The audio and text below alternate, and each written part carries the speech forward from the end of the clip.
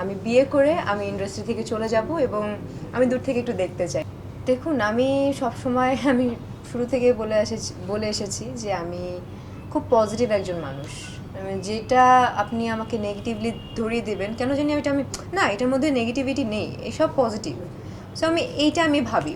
এবং মাত্র তো আমি শুরু করেছি আপনাদের দোয়া কিংবা আশীর্বাদ যেটাই বলি, আমি না ওই পর্যন্ত এখনও থিঙ্ক করিনি।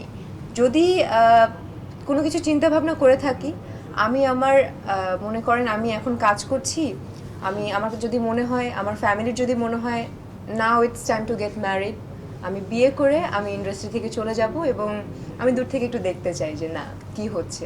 দেখুন, প্রত্যেকটা আমাদের যে স্ক্রিপ্টটা ধরিয়ে দেওয়া হয় সেই স্ক্রিপ্টে যে ক্যারেক্টারগুলো থাকে, মানে সেই ক্যারেক্টারগুলো কিন্তু আমরা কেউই না।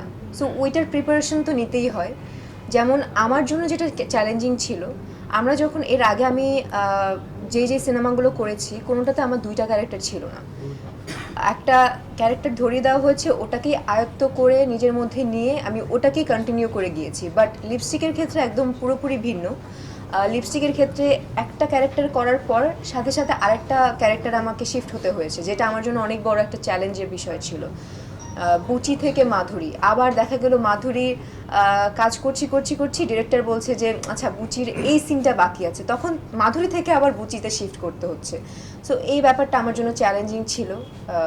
After all we all are human being, আমরা রোবট না যে সুইচ অন হয়ে গেল, সুইচ অফ আছে অফ।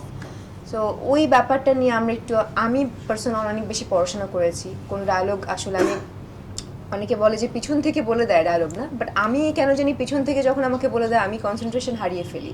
আমি ওই ডায়লগটা মুখস্থ করি যতক্ষণ পর্যন্ত আমার মাথায় না আসবে, যতক্ষণ পর্যন্ত আমি নিজে নিজে ডায়লগটা না বলতে পারবো কারো শোনা ছাড়া। তো ততক্ষণ পর্যন্ত আমি ডায়লগ দিব না, ক্যামেরার সামনে দাঁড়াবো না।